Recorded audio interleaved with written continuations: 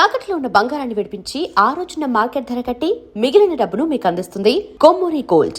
రేయ్ ఏంట్రా ఏమైంది? నానా నువ్వు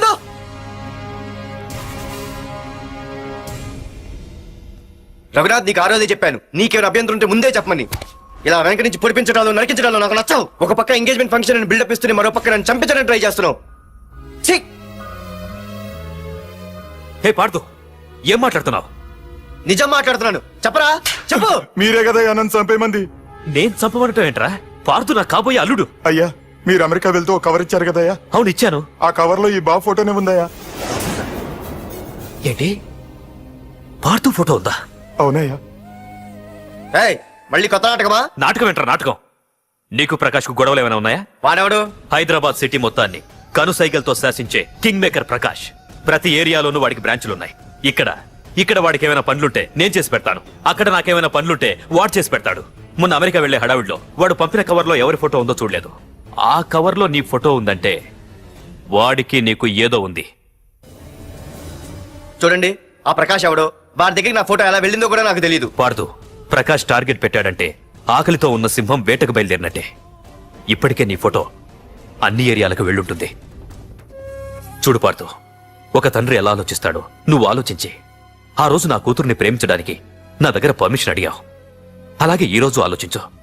చూస్తూ చూస్తూ రేపో మాపో చావబోయేవాడికి నా కూతుర్నిచ్చి దాని జీవితం నాశనం చేయలేను. నా కూతుర్ని మర్చిపో.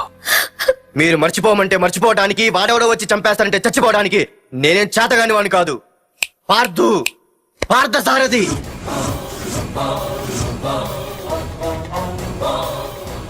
నేను మామూలుగా దేనికి ఫిక్స్ అవ్వను.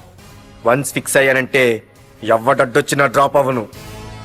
నేనే హైదరాబాద్ వెళ్తా, ఆ ప్రకాష్ ఎవడు వాడి సంగతి ఏంటో తేల్చుకుని వస్తా. మాధురి, పెద్దలు నిర్ణయించిన ముహూర్తానికి ఈ నెల 28వ తారీఖు రాత్రి 9:29 సింహాచలం గుళ్ళో మన పెళ్లి. ఇందులో ఏ మార్పు ఉండదు.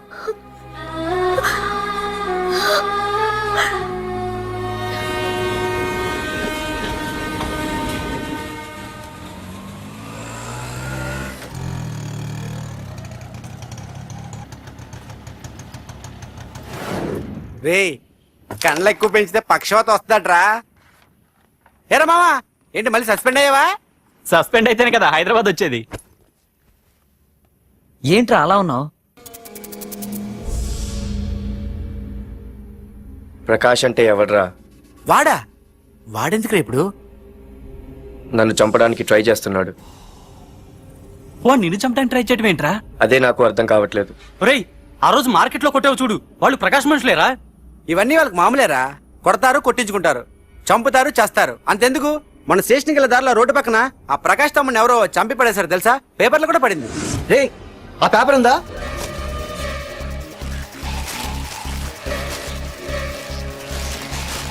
రే విడారా?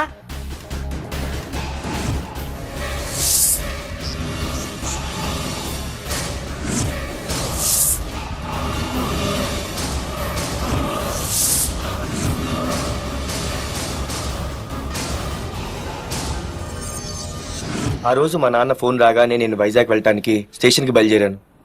ఏ ఆటో ఆటో ఆటో!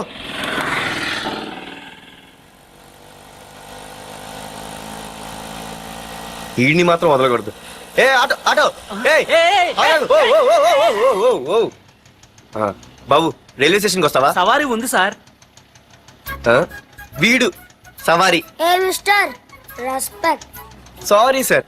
సార్, మీరు ఎక్కడ దాకా వెళ్తున్నారు సార్? ఈస్ట్ మారేడుపల్లి. సార్, కొంచెం స్టేషన్ దాకా లిఫ్ట్ ఇస్తారా? నా ట్రైనింగ్ టైం అవుతుంది. సరే సరే, ఎక్కు. Thank you sir. సార్, మీ పేరేంటి సార్? రైల్వే స్టేషన్ కి వెళ్ళడానికి పేరు అవసరం లేదనుకుంటా. ఏదో కొంచెం టైం పాస్ కావాలి కదా. నీ పేరేంటి? నా పేరు పార్థు. రామ్, జానకి రామ్. సార్, మీరు ఏం చదువుతున్నారు సార్? Second class. పెద్ద తర్వాత ఏమవ్వాలనుకుంటున్నారు? ఏపీజే అబ్దుల్ కలాం. అబ్బో, ఎవరైనా డాక్టర్ ఇంజనీర్ అవ్వాలనుకుంటారు. మీరేం సార్ ఏకంగా రాష్ట్రపతి పోస్ట్ కి ఎసరు పెట్టారు? అంతకన్నా పెద్ద పోస్ట్ ఉందా?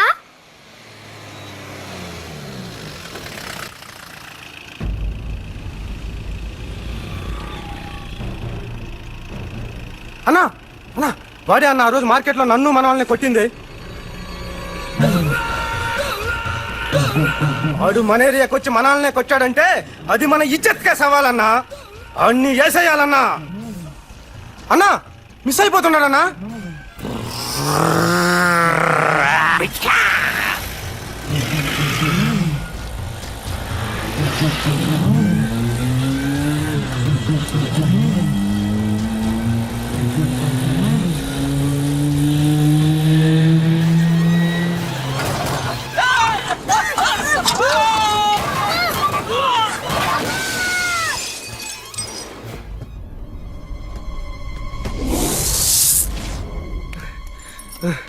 చిన్న రే చిన్న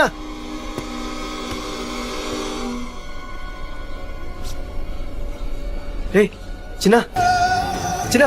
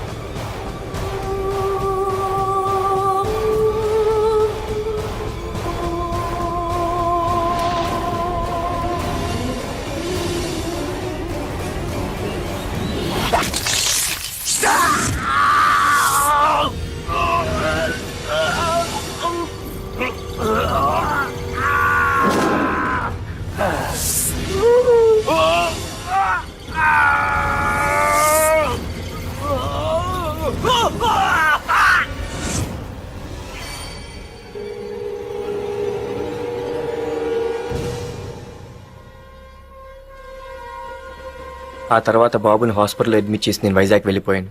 కానీ ఇప్పుడే అర్థమైంది ప్రకాష్ తమ్ముడు పడిపోలేదు, చనిపోయాడని. మరి ఇప్పుడు ఏం చేద్దాం అనుకుంటున్నారా?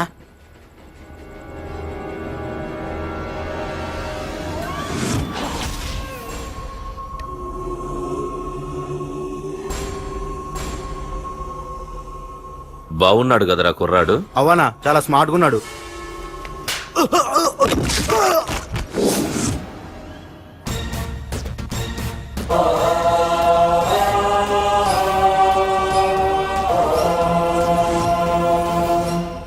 నా పేరు పార్థు.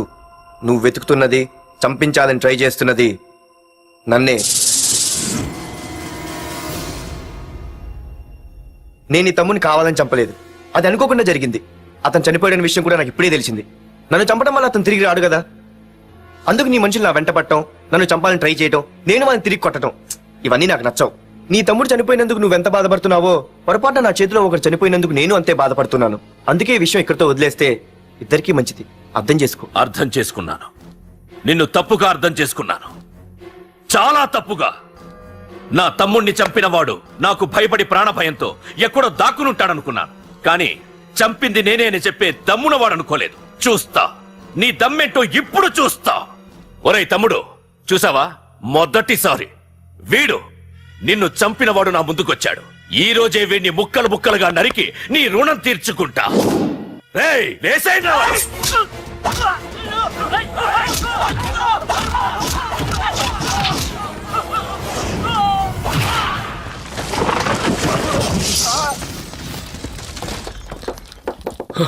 రేయ్ ప్రకాష్, నాకు సైలెన్స్ అన్నా వైలెన్స్ అన్నా అస్సలు నచ్చవు. పొర్రపాటున మొదలు పెట్టానంటే కథలు కథలుగా చెప్పుకుంటారు. రేయ్ పార్దు, ఇంకొకసారి నువ్వు ఈ పార్దుని తలుచుకుంటే నీ చావుని నువ్వు తలుచుకున్నట్టే.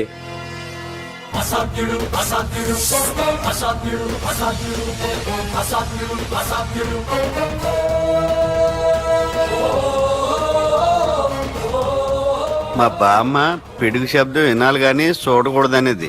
అంటే ఏంటి ఇప్పుడు అర్థమైంది. ఈడు ఇంకా తేరుకోలేనట్టుంది.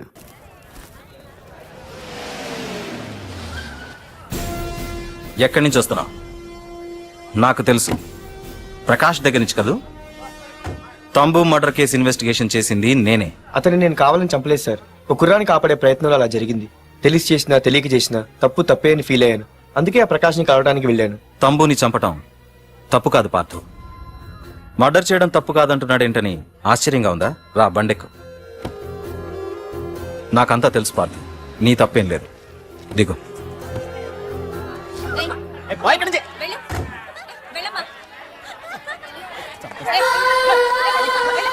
ఆమె ఎవరో తెలుసా?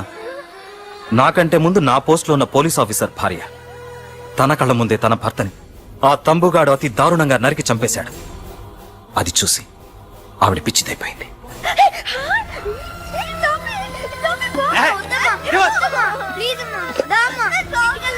ఆ కుర్రాడు ఆవిడ కొడుకు. చదువుకుంటూ ఆడుకోవాల్సిన వయసులో తన పిచ్చి తల్లిని జాగ్రత్తగా చూసుకోవడానికి రోడ్డున పడ్డాడు. ఆ పెద్దాయన్ని చూడు. 6 సంవత్సరాల క్రితం తన కూతురి పెళ్లి కోసం బట్టలు కొనడానికి కూతురుతో పాటు సిటీకొచ్చాడు. తంబుగాడు ఆ అమ్మాయిని ఎత్తుకుపోయాడు. ఆ రోజు నుంచి ఈ రోజు వరకు తన కూతురు ఉందో లేదో తెలియకపోయినా ఎప్పటికైనా తిరిగి ఇవ్వకపోతారా అన్న చిన్న ఆశతో ఈ సిటీలో ఉండిపోయాడు. వీళ్లే కాదు పార్థు, ఒక్కసారి అటు చూడు. పశువులు కూడా ఉండలేని ఈ మురికి నీళ్ల పక్కన వీళ్ళెందుకుంటున్నారో తెలుసా? ఆ ప్రకాష్ గాడు తన తమ్ముడి పేరు మీద మల్టీప్లెక్స్ కట్టడానికి వీళ్ళుండే ఇళ్లని ఖాళీ చేయించి తన సొంతం చేసుకున్నాడు. వాణ్ణి ఎదిరించలేక వేరే దారి లేక వీళ్ళంతా ఈ దుర్భరమైన జీవితాన్ని గడుపుతున్నారు. ఇప్పుడు చెప్పు పార్థ, తమ్ముని చంపడం తప్పని ఇంకా నువ్వు ఫీల్ అవుతున్నావా? నువ్వు అడగచ్చు, ఇన్ని జరుగుతుంటే మీరేం చేస్తున్నారని. మా అధికారమే మాకు అడ్డమైంది. ప్రకాష్ గారిని టచ్ చేస్తే చాలు మినిస్టర్స్ నుంచి ఫోన్ కాల్స్, ఒక్కడుగు ముందుకేస్తే చాలు వెనక్కి రమ్మని హైకమాండ్ నుంచి ఆర్డర్స్. నా దృష్టిలో ప్రకాష్ని అరెస్ట్ చేయకపోవడం ఎంత తప్పో నిన్ను అరెస్ట్ చేయడం కూడా అంతే తప్పు. ఇదిగో నీ పర్స్, తంబు డెడ్ బాడీ దగ్గర దొరికింది. పార్థు, నిశ్చింతగా ఊరెళ్ళి నువ్వు ప్రేమించిన అమ్మాయిని పెళ్లి చేసుకుని హ్యాపీగా ఉండు. చూడు, నిన్ను నువ్వు రక్షించుకోవడానికి ఆ ప్రకాష్ని గాని వాడి మనుషుల్ని కానీ ఏమైనా చేయి. నీ వెనక నేనున్నాను. Wish you all the best.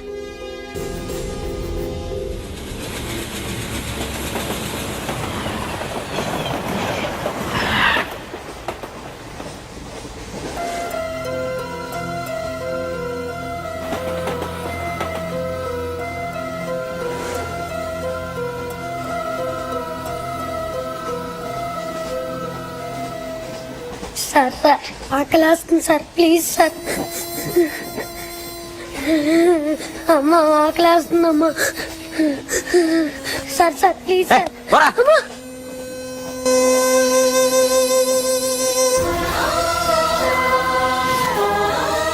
APJ Abdul Kalam.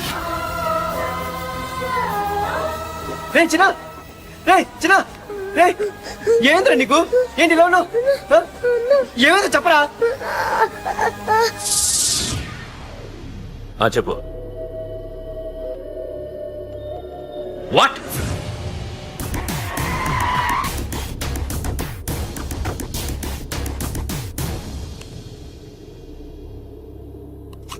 అన్నా, తమ్ముని చంపింది వరదరాజులు కాదన్నా, ఓ కాలేజీ కుర్రాడు.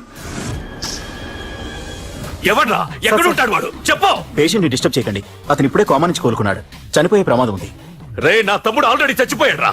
వెళ్ళు. చెప్పు. అన్నా, ఆడెక్కడ ఉంటాడో తెలియదు కానీ ఆడితో పాటు స్కూల్ కుర్రాడు కూడా ఉన్నాడన్నా. రే, వీడిని బండి ఎక్కించండి. అలాగే అన్న.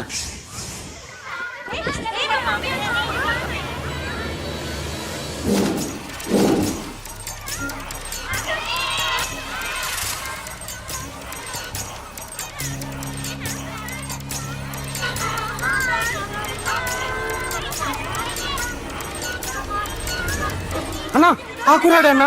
రే బాబీ ఆగరా. మర్యాదగా చెప్పు. నిజంగా అతను ఎవరు మాకు తెలియదు సార్. తెలియకుండానే వాడితో మీ కొడుకుని స్టేషన్కి పంపించారా? చెప్పు. ఏం చేయదు. చెప్పు చెప్పు చెప్పు చెప్పు చెప్పు చెప్పు చెప్పు. తెలియకుండానే వాడితో స్టేషన్ పంపించావా? అడిగాడట తెలియకిచ్చాడంటే చెప్పు. ఏయ్! చెప్పవే, చెప్పు చెప్పు.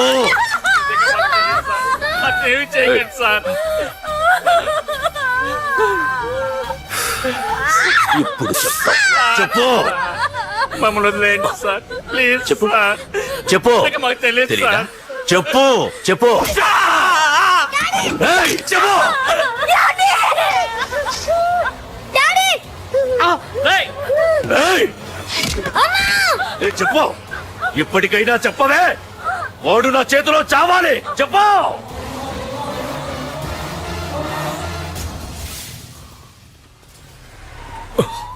సార్ వాడి గురించి ఇన్ఫర్మేషన్ తెలిసింది సార్. ఇది వాడి ఫోటో. అన్నా వీడే నా తమ్ముడు చంపింది వీడే.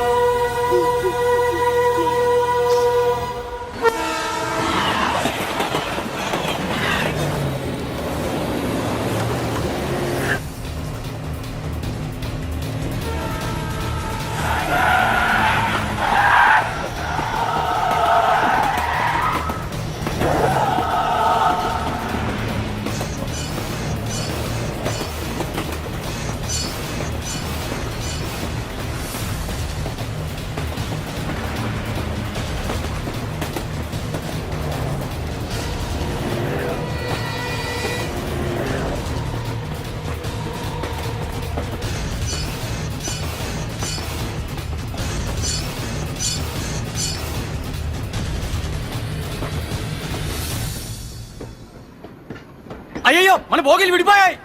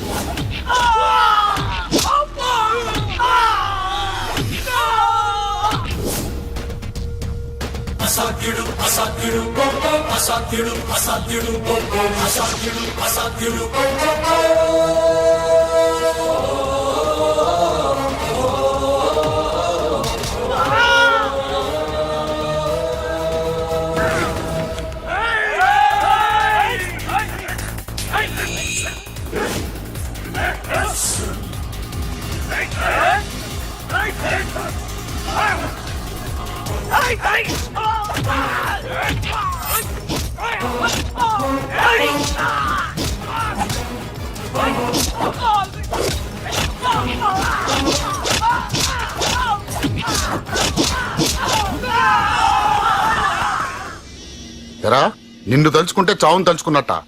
అంత మగాడివా? ఇప్పుడు తలుచుకోరా ఎవరిని తలుచుకుంటావు.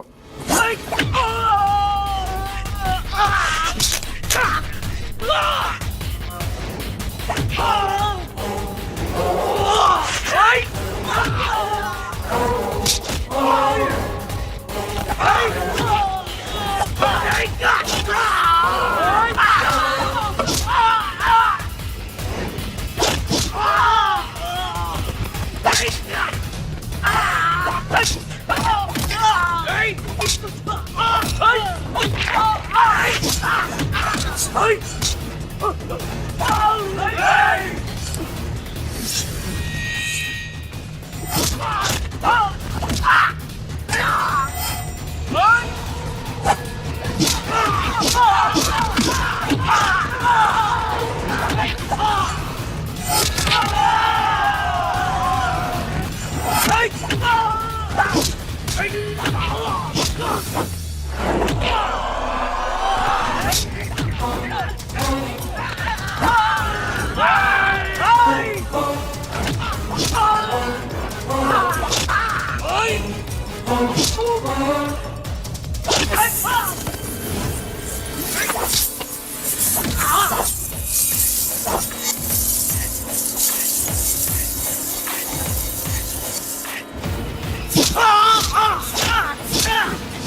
నా గురించైనా ఒకసారి ఆలోచించు ప్రకాష్. ఇప్పుడు నా ఆలోచన, ఆవేశం అంతా పార్థుగాడి చావు గురించే.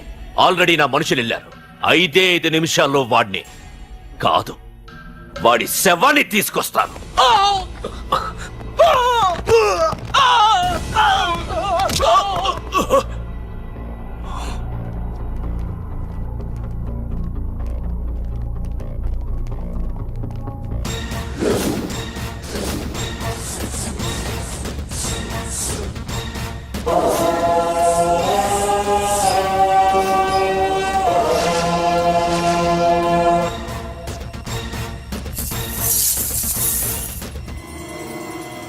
పార్థు, రేయ్, నువ్వు జీవితంలో ఏ తప్పైతే చేయకూడదో అదే చేశావు. నన్ను టెన్షన్ పెట్టావు. నా మూలంగా అభంశుభం తెలియని పసివాడి తల్లిదండ్రులను చంపి వీన్ని అడుక్కు తిని అనాథం చేశావు. నీ వల్ల అన్యాయం అయిపోయిన ఈ పసివాడి మీద ప్రమాణం చేసి చెప్తున్నా, నా పెళ్లికి పంతులు పంచాంగం చూసి పెట్టిన ముహూర్తం ఈ 28. అప్పటి వరకు నేను ఇక్కడే ఉంటా. నీ ప్రతి అడుక్కి ఎదురొస్తా. నీ రౌడీ రాజ్యాన్ని నేలకూలుస్తా. నీ రాక్షసత్వం వల్ల ఇప్పుడు వీడు ఏ స్థితిలో అయితే ఉన్నాడో అదే స్థితికి నిన్ను తెచ్చి నడి రోడ్డు మీద నిలబెడతా. దానికి నేను పెట్టిన ముహూర్తం ఈ నెల 19. తెచ్చుకో. నీ బ్రాంచీల నుండి జనాల్ని తెచ్చుకుంటావో, నీ గొడవల నుండి ఆయుధాలు తెచ్చుకుంటావో. ఒరే ప్రకాష్, పొరపాటున నా పొరచేయి తగిలితేనే పైకి పోయాడు నీ తమ్ముడు. అదే నే మనసు పెట్టి పిడికిలి బిగించి కొట్టానంటే పునర్జన్మ లేకుండా పోతావు.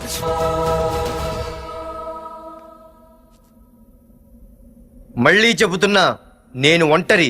నీ మనుషులు 100లైనా 1000లైనా ఏరి పారేస్తా.